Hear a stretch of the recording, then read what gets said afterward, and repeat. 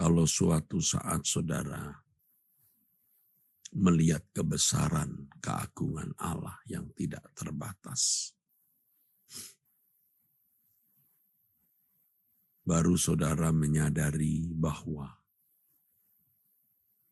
apapun yang kita lakukan bagi Tuhan, persembahan uang, harta, perasaan, talenta, bakat, kekayaan, apapun, sebenarnya belum sebanding dengan kedahsyatan kemuliaan Allah. Dan kalau kita bisa menghayati kasih Bapa kepada kita, maka apapun yang kita lakukan, sebanyak apapun, tidaklah sebanding dengan kasih-Nya, kebaikan Bapa bagi kita. Tetapi mestinya bukan nanti setelah kita meninggal, melihat kedahsyatan kemuliaan Allah baru menyadari hal tersebut. Baru menyadari hal ini. Mestinya sejak kita hidup sekarang ini kita sudah menghayati kemuliaan Allah yang tak terhingga. Dengan menghayati kemuliaan Allah yang tak terhingga, maka kita berikan segenap hidup kita yang terbaik, segalanya bagi Tuhan. Itu yang patut, itu yang pantas bagi yang maha mulia. Kalau saudara memiliki teman yang ekonominya pas-pasan atau bukan orang kaya secara materi, the have not. Waktu dia berulang tahun, saudara pasti, maksud saya, kalau ketika dia berulang tahun, saudara memberi kado, bukan kado yang harga mahal. Ya, kalau tas harga 200-300 ribu sudah bagus.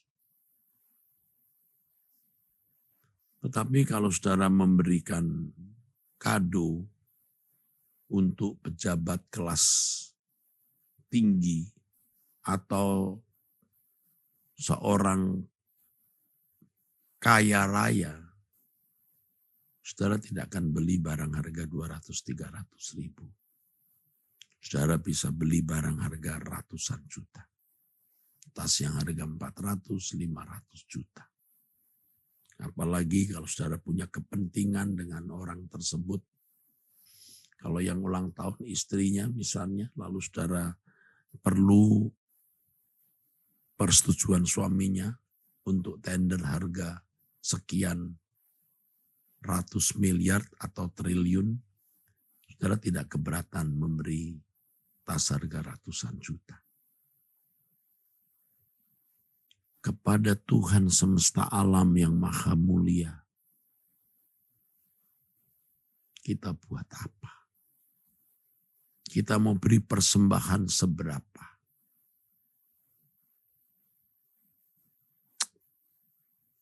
Aduh, saudaraku. Bukan hanya yang terbaik, tapi segenap hidup kita bagi Dia. Dan itu pun tidak seimbang dengan kemuliaannya. Tidak seimbang.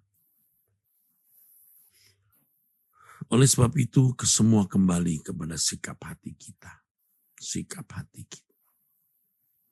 Kalau kita menghayati kasih Tuhan yang begitu besar kepada kita, kita bersedia untuk mencintai, mengasihi Tuhan tanpa batas.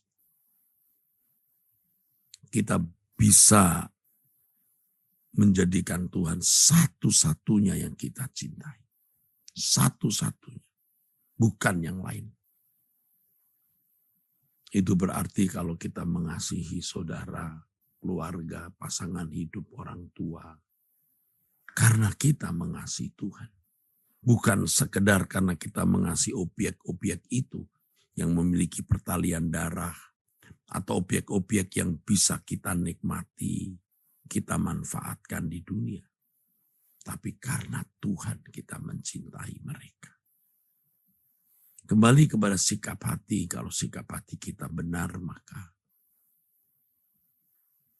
kita bisa mempersembahkan segenap hidup kita tanpa batas. Kita bersedia melakukan apa yang dikatakan di dalam firman Tuhan. 1 Korintus 10 ayat 31.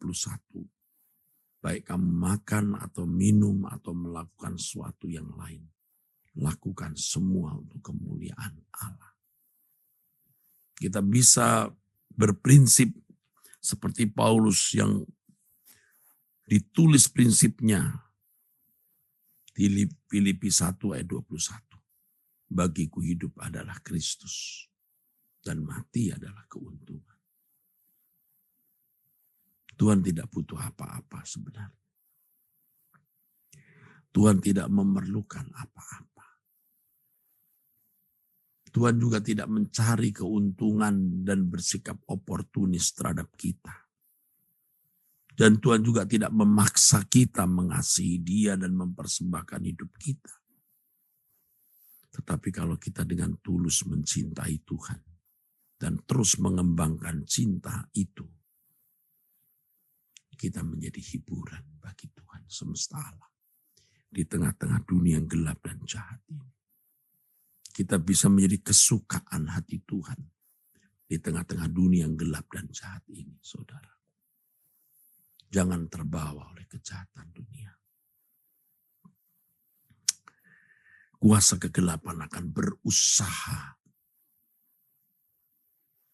menyeret kita jauh dari kebenaran. Ya. Kita harus selalu melekat dengan Roh Kudus. Supaya kita dibimbing. Siapa yang patut kita dengar. Dengan siapa kita dekat. Atau berteman, bersahabat, atau bersaudara. Roh Kudus kiranya pimpin kita. Karena kuasa kegelapan itu memakai orang-orang untuk merusak kita. Jangan salah bergaul. Sehingga saudara diracuni dengan perkataan-perkataan yang membuat saudara terpisah dari kebenaran. Yang membuat saudara terpisah dari Tuhan. Jangan sampai saudara diracuni oleh tontonan, film, gadget, atau apapun yang mengganggu atmosfer kerajaan surga yang mestinya memenuhi pikiran kita. Terutama kita para pendeta, hamba-hamba Tuhan yang harus menyampaikan firman. Pikiran kita harus selalu bersih. Supaya ada dialog dengan Allah yang tiada henti, ada interaksi dengan Bapa di surga. Karena Roh Kudus memang mau selalu berbicara kepada kita. Melalui apa yang kita lihat, kita dengar, kita alami, Roh Kudus memberi kita pelajaran-pelajaran rohani. Yang itu berguna untuk jemaat Tuhan.